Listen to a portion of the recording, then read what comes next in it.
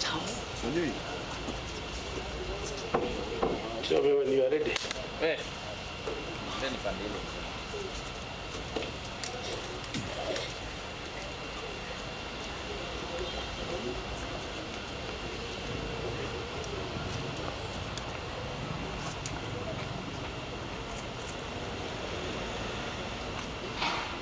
Are you ready? You got it? Fantastic. Ready? Yes, yes. Thank you. Thank you very much. And welcome. We have a short statement to make regarding the UDA meeting that was held yesterday at Thika Stadium. Ladies and gentlemen of the press, we have called you here today to respond to statement made at the meeting held yesterday, whose agenda was not explicit, but ended up as a forum for hurling insults at the President of the Republic of Kenya, His Excellency Uhuru Kenyatta. I would want on behalf of Kiambu people to record our utter dismay and the blatant disregard for protocol and complete disrespect of the head of state. The people of Kiambu and Kenya at large, by the politician who addressed the meeting at Thika Stadium yesterday. Whereas we in Kiambu appreciate the freedom of expression as enshrined in the Constitution and the unfettered liberty to campaign anywhere in the country, we are greatly perturbed by the display of arrogance, obnoxious behavior, and distasteful comments made by so-called leaders in Thika in the presence of the Deputy President of the Republic of Kenya, His Excellency William Ruto. We in Kiambu have no problem with anyone coming to our county to recruit members, sell their agenda, strategize, or do anything that relates to popularizing their parties. But that is not what happened at the meeting that took place in Thika Stadium yesterday. We do not know exactly why the meeting was convened, but apparently the main agenda was to hurl insults at the person of the president at his own backyard. Some of the statements made in that meeting were also meant to demean members of the president's family, including his mother. Unfortunately, this unbecoming agenda was driven by politicians who hail or supposedly hail from Kiambu and others from neighboring counties. We, the people of Kiambu, are very disturbed by this offensive statement made by these leaders. The president as a person remains the president of the Republic of Kenya and not the president of Thika, Gatundu, Ruiru, or even Kiambu. And therefore, everyone must respect him and his high office. If they have to issue any statement about him, there are forums where these issues can be raised with decorum. The Kiambu people must interpret the statement made yesterday to mean that these leaders have no respect to the head of state, and by extension, people of Kiambu and the rest of the country.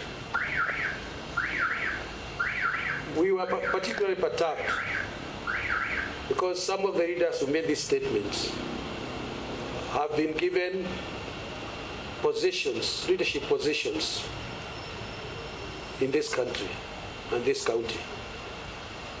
They have either tried to deliver or they have not delivered at all. And the history can speak for itself.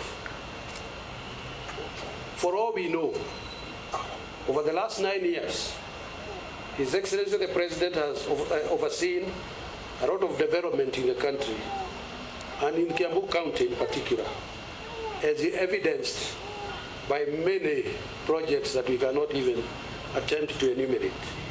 New major roads, including bypasses across the county, such as the Western Bypass and many others. Inauguration of the, and as you all know, Mau roads cannot be built anywhere else except where Mau used to have us. And a large proportion of that is in Kiambu and other neighboring counties like Murang'a. The president has put up monumental investments in markets. Since independence, this county have never enjoyed the services of a stadium, and we have one for everybody to see.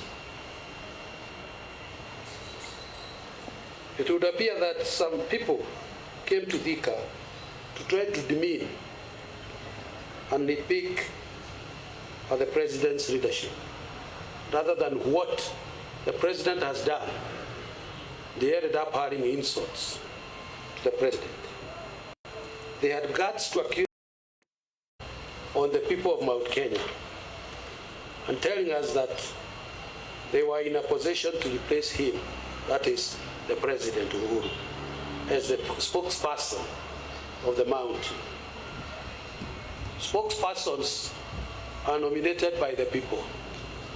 They are not nominated by big crowds, such as was happening yesterday. These people must be told that the people of the mountain, people of Central, and Kiambu in particular,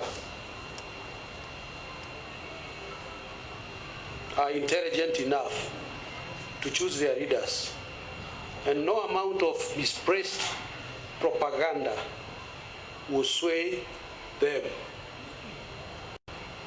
Such leaders should not stoop to the level of insults in order to get votes. We demand an immediate halt to these aggressively misplaced attacks on the president and his family, and urge the leaders instead to talk about their development records individually. And those who have no development record, they can still have a chance to say what they can do if, and a big if, they will be given that opportunity. Let's seek votes in humility and not arrogance, an empty swagger like was displayed yesterday.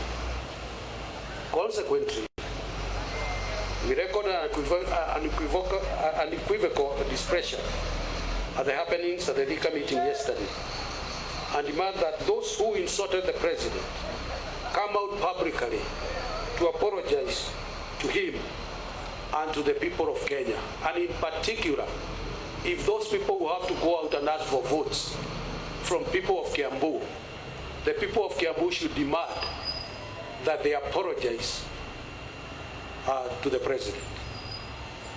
We also demand, and here we are very serious, that future meetings in Kiambu must be done with decorum and dignity.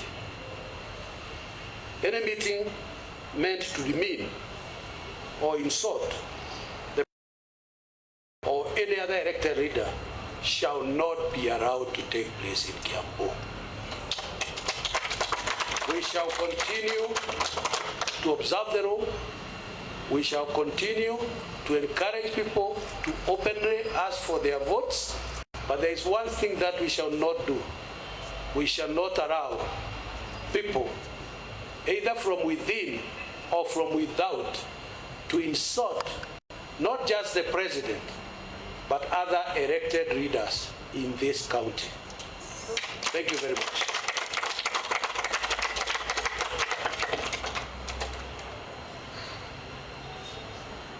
Away from the president and their apologies, we saw all others maybe ganging together against the sitting governor. What's your take about that? Well, I don't think about it. Do you go to church? Yes. Do you have a Bible? Yes. Can you open Chronicles 20, verse 22? Read for us.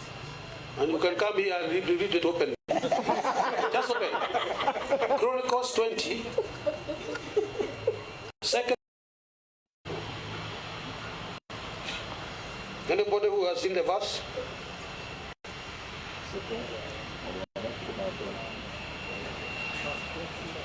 You don't have the verse? First Chronicles. Second, what is second? Second Chronicles. Chapter? Chapter 20. Verse 22.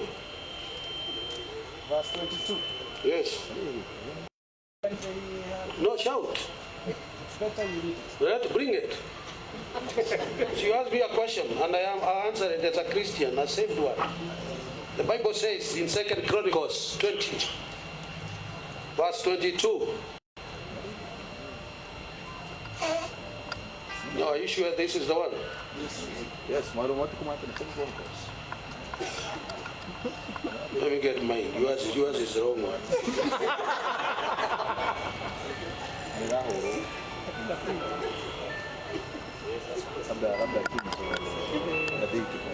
Let me read for you.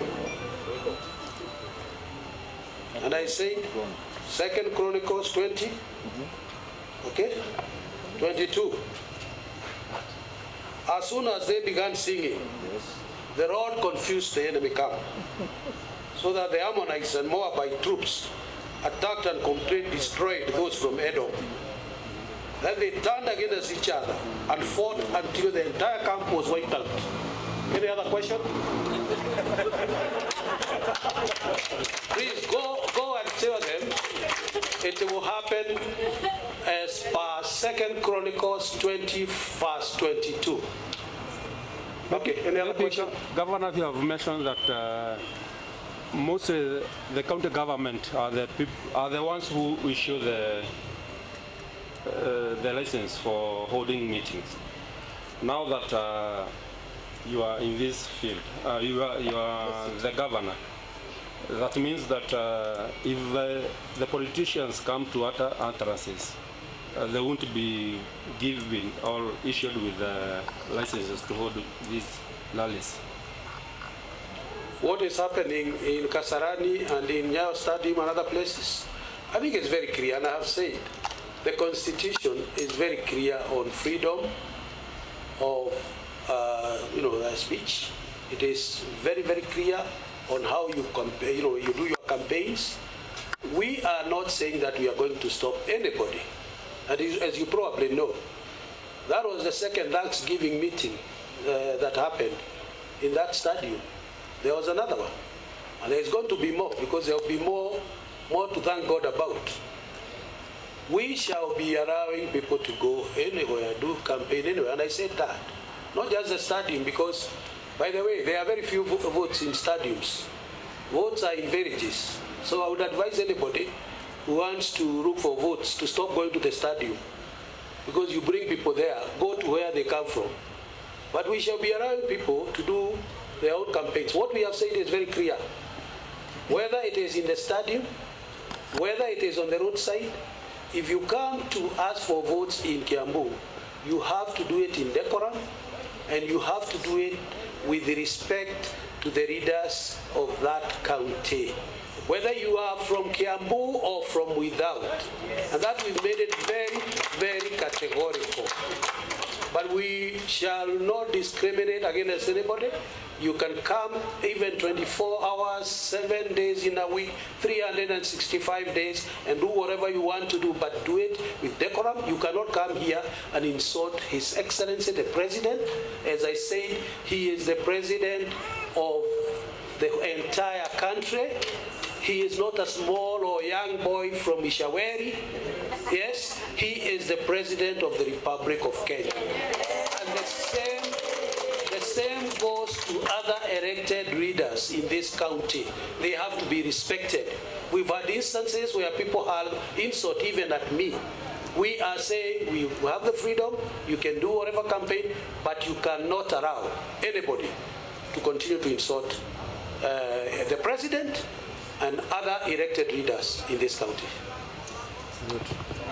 hii nĩ ũgwĩtĩkĩria mĩcemanio ĩyo tũtigũthiĩ na mbere kaunti-inĩ ya Kiambu na nĩ ũkũheana marũa kũrĩ iharo iria atetia marathondeka mĩcemanio ya gũka kwaria na kũhoya kura kũrĩ mũingĩ wa Kiambu. Ithuĩ tũroiga atĩ the constitution itũ nĩ very clear na tũthiaga by the constitution.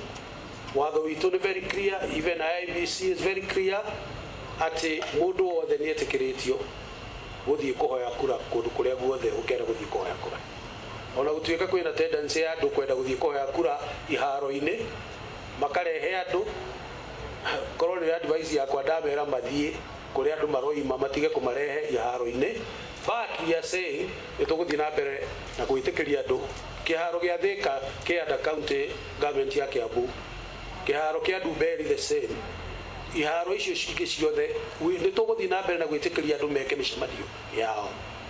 No ũndũ ũmwe tũtegwĩtĩkĩra, kana ũrũgamĩte on the roadside kana wĩ kĩharo-inĩ kĩrĩkũ kana wĩ ndege-inĩ, tũtigwĩtĩkĩra wĩke campaign na mbere ume no cokerie president witũ Uhuru Muigai wa Kenyatta ũkamũcokeria ũru.